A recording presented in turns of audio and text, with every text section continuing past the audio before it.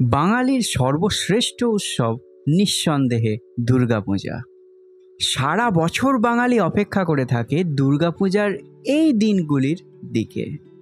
জানি দেবী দুর্গার নতুন করে কোনো ব্যাখ্যা আপনাদেরকে দেওয়ার দরকার নেই, কিন্তু আপনারা কি জানেন পুরাণে দেবীকে নিয়ে কি ব্যাখ্যা আছে? কিভাবে এলেন এই দেবী? কতদিন ধরে তিনি পূজিত হয়ে আসছেন? বাংলায় এই দেবীর পুজোর প্রচলনের ইতিহাস, বা বাঙালিরা কেন এই দেবীকেই আপন করে নিল। তাই আজকের এই ভিডিওতে আপনাদের কাছে পুরাণ ও ইতিহাস সম্পর্কে সেই সমস্ত তথ্যগুলোই তুলে ধরব। তার জন্য এই ভিডিওটা সম্পূর্ণ দেখার জন্য অনুরোধ করলাম। ছোটবেলায় মহালয়ার দিনে মহিষাসুর মর্দিনী শুনে বা টিভিতে দেখে আমরা কিন্তু গল্পটা টুকিটাকি জেনে গেছি যে ব্রহ্মার বর পেয়ে মহিষাসুরকে বধ করতে পারবে একমাত্র কোনো নারী। তাই যখন দেবতা, ঋষি বা মানুষেরা থরহরিকম্প হলো, তখন দেবতাদের তেজরাশি থেকে উৎপন্ন হলো দশভুজা এই দেবীর। তারপর দেবী দুর্গা মহিষাসুরকে বধ করে এবং আমরা এই দেবীর এই রূপটাকেই পুজো করে থাকি।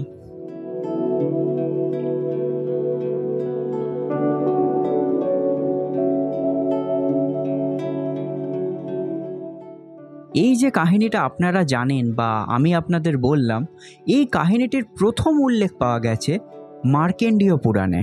তবে আরও অনেক পুরাণেই দেবী দুর্গাকে নিয়ে আলাদা আলাদা কাহিনী প্রচলিত আছে, যেগুলো কিন্তু আমরা সেইভাবে জানি না।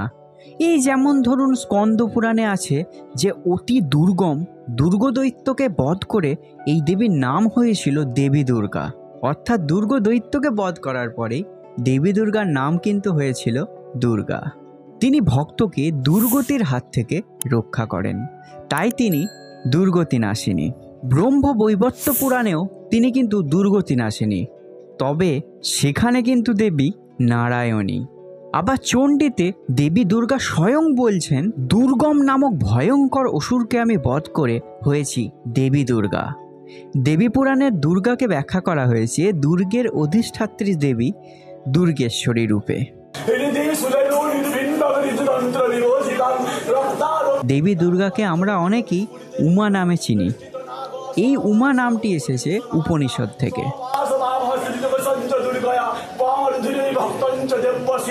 সেখানে উমা পর্বত হিমবতের কন্যা হৈমবতী।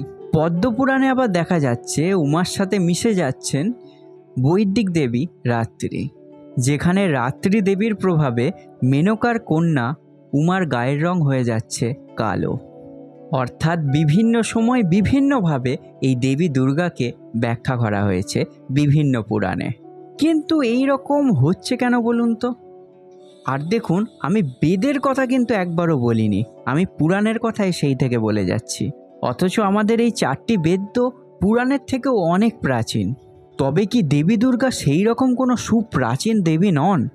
এই জন্য আমাদের একটু ফিরে দেখতে হবে সুপ্রাচীন ইতিহাসকে। দেবী দুর্গা সুপ্রাচীন দেবী এই কথা ঠিক, কিন্তু তিনি বৈদিক দেবী নন। আমাদের এই ভারতীয় সমাজ ও সংস্কৃতি আর্য ও অনার্য এই দুই শ্রেণী মিলেই গড়ে উঠেছিল। আর্য সভ্যতা পুরুষতান্ত্রিক হলেও অনার্য সভ্যতা ছিল কিন্তু মাতৃতান্ত্রিক। আর দেবী দুর্গা মাতৃতান্ত্রিক এই অনার্য সভ্যতা থেকেই ধীরে ধীরে ধীরে ধীরে রূপ পেয়েছেন। আর দেবী দুর্গার যে পুজো করার ব্যাপারটা আছে, সেটাও কিন্তু অনার্যদের যে তন্ত্র সাধনা আছে সেখান থেকেই এসেছে। তাই দেবী দুর্গার পূজাতে ভালোভাবে লক্ষ্য করলে দেখতে পাবেন যে সেখানে তান্ত্রিক ধারার সাথে বৈদিক ধারার আচারটা মিশে গেছে। ইতিহাসের ধারায় বিভিন্নভাবে এই দেবী দুর্গার পাল্টে যাওয়া বা রূপগুলো কিন্তু ভীষণ ইন্টারেস্টিং, যেগুলো হয়তো আপনারা জানেন না।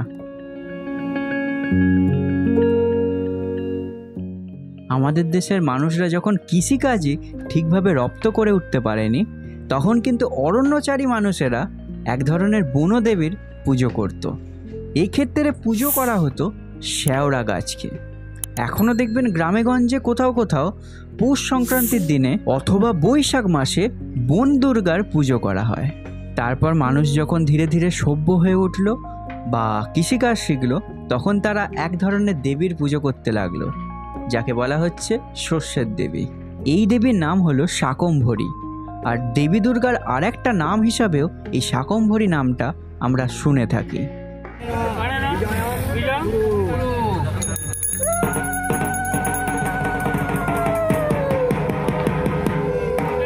এখনো দেখবেন নবপত্রিকার পুজো হয়।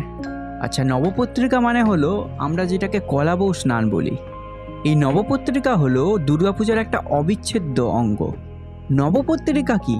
কলা, কচু, হলুদ, জয়ন্তী, বেল, ডালিম, অশোক, মানকচু ও ধান, এই 9টি উদ্ভিদকেই একত্রে বলা হয় নবপত্রিকা।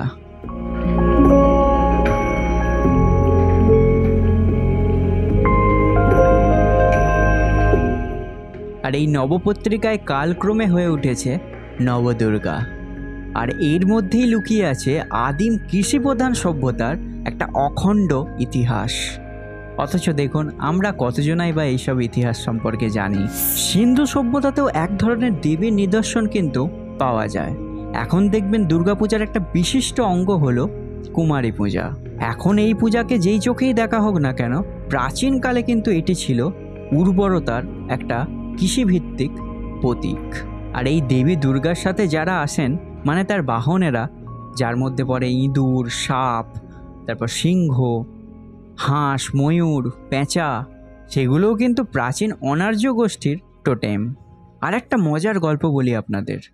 আজকে আমরা দেবী দুর্গার বাহন হিসাবে সিংহকে দেখতে পাই, তাই তো? তবে বাঘও কিন্তু এই দেবীর বাহন ছিল। এখনও যেখানে দেবী অম্বিকা রূপে পূজিত হন, সেখানে কিন্তু দেবীর বাহন সিংহ নয়, সেখানে দেবীর বাহন হলো বাঘ। আরও আশ্চর্যের বিষয় হলো বিভিন্ন প্রত্নতাত্ত্বিক নিদর্শনে মহিষকেও দেবী দুর্গার বাহন রূপে দেখা গেছে। আসলে এইসব বিভিন্ন পশুগুলি এক একটি গোষ্ঠীর প্রতীক হিসাবে ব্যবহৃত হতো, আর দুটি গোষ্ঠীর মধ্যে জয় পরাজয় এগুলো লেগেই থাকতো। আর সেই ছবিটিকেই সিংহ ও মহিষের লড়াই রূপে দেখানো হয়েছে।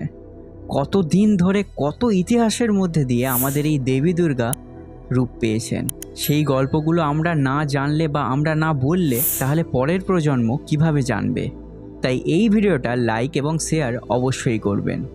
আর এই পর্বে বাংলার দুর্গাপূজার ইতিহাসটা আর বলা হলো না, তাই সেটা থাকছে পরের একটা পর্বে। আজকের এই ভিডিওটা ভালো লেগে থাকলে অবশ্যই আমার এই চ্যানেলটা সাবস্ক্রাইব করে দেবেন। দেখা হচ্ছে পরের পর্বে।